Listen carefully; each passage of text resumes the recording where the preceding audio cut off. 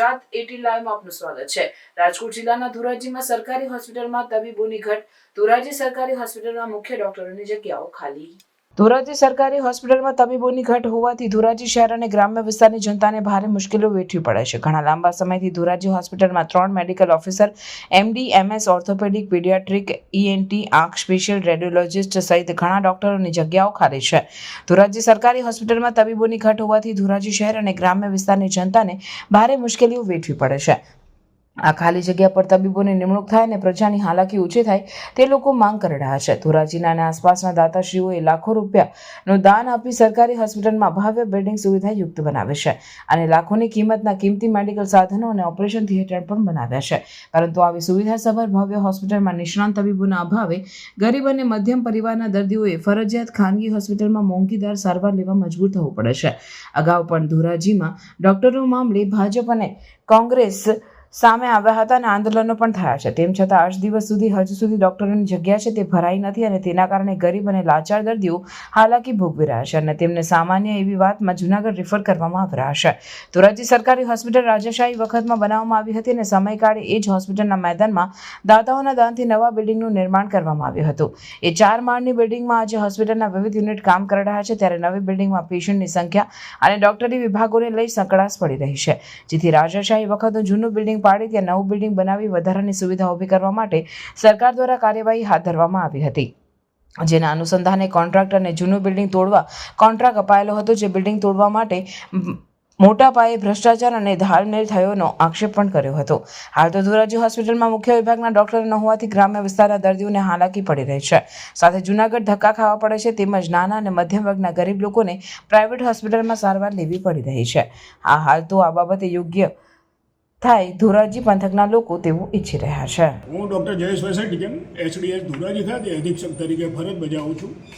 હાલમાં અમારી હોસ્પિટલ ખાતે વર્ગ 1ની 4 જગ્યાઓ, જેમાં સુપ્રિન્ટેન્ડન્ટ, પેથોલોજિસ્ટ, એનેસ્થેટિસ્ટ અને ગાયનેકોલોજિસ્ટ આટલી જગ્યાઓ ભરેલી છે। અન્ય ખાલી જગ્યાઓમાં general surgeon, orthopaedic surgeon, paediatrician, radiologist, ophthalmologist, skin અને ENT ખાલી છે। વર્ગ 1ની વાત કરીએ તો અમારી પાસે મેડિકલ ઓફિસરની કુલ 4 જગ્યાઓ છે, એમાંથી 2 ભરાયેલી છે, એક રેગ્યુલર GPSC છે, બીજા બોન્ડેડ કેન્ડિડેટ છે, 2 જગ્યાઓ ખાલી છે। ટોટલ અમારું મહેકમનું કહીએ તો એરાઉન્ડ 70 જેટલું છે, એમાંથી અમે આઉટસોર્સમાં ભરેલા છે। આઉટસોર્સમાં ભર્યા પછી અમારે કોઈ જગ્યાઓ ખાલી નથી। વર્ગ 1 અને વર્ગ 2માં જગ્યાઓ ખાલી છે। સાહેબ, ડૉક્ટરો અહીંયા આવવાનું કારણ શું નથી આવતા સર? એનું કારણ શું? કારણમાં તો સરકારશ્રી તરફથી અમે રેગ્યુલર માહિતી મોકલતા હોઈએ છીએ અને રેગ્યુલર ઓર્ડર બી થતા હોય છે। એનો જે કોન્ટ્રાક્ચ્યુઅલ પીરિયડ હોય 1 વર્ષ પછી પૂરો થાય તો રિન્યુઅલ થવામાં થોડી વાર લાગતી હોય છે। ને આપણે એવી મશીનો સાહેબ દાતાશ્રીના સહયોગથી ને એનો ઉપયોગ નથી થતો? હા, નહીં, ઉપયોગમાં આપણી વાત ધારો કે સોનોગ્રાફી મશીન છે, આપણને ગાંધી પરિવારે આપેલું છે। હમણાં જ રેડિયોલોજિસ્ટનો કોન્ટ્રાક્ટ 15 દિવસ પહેલાં જ પૂરો થયો, બાકી વપરાય છે।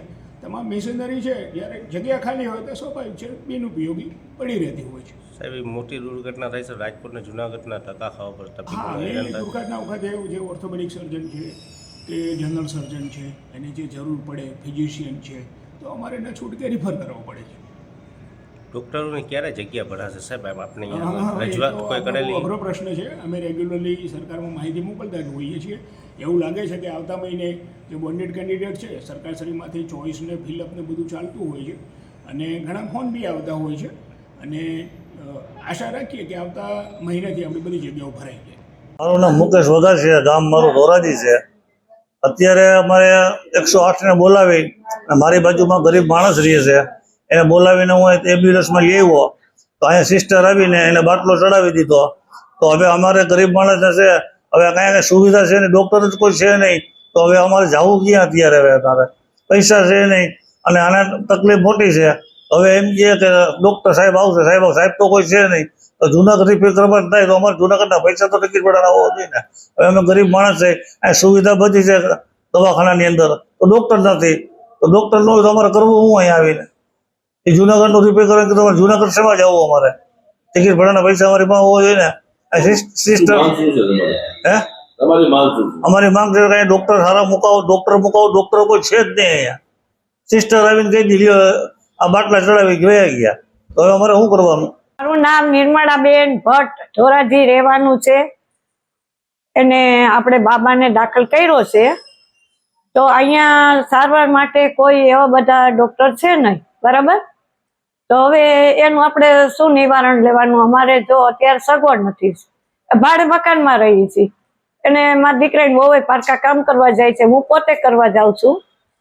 તો હવે તમે સાહેબ ગમે તે કંઈક ઈલાજ કરો તો વધારે સારું. અહીંયા સારા ડોક્ટર કંઈક આવે તો આ લોકોને ક્યાંય હેરાન થવા, અમે એક નહીં પણ દરેક દર્દીઓને કઈ જગ્યાએ જાય, અમે એક નથી, ઘણા હોય, બરાબર. એટલે તમે જેમ બને તેમ વહેલાસર અહીંયા સારવાર માટે ડોક્ટર મૂકો, એમડી મૂકો કે ગમે તે મૂકો, બરાબર. હલો, અહીંયા બહુ અહીંયા છે ને તો આગળ પ્રાઇવેટમાં કે અત્યારે તો સરકારીમાં તો અમે આવીએ જ નહીં ને. જો અમારી આગળ એટલી સગવડ હોય તો અહીંયા આવીએ જ નહીં ને, તો ડાયરેક્ટ પ્રાઇવેટમાં જ વહી ગયા હોય, બરાબર. ભાડે મકાનમાં રહી છીએ.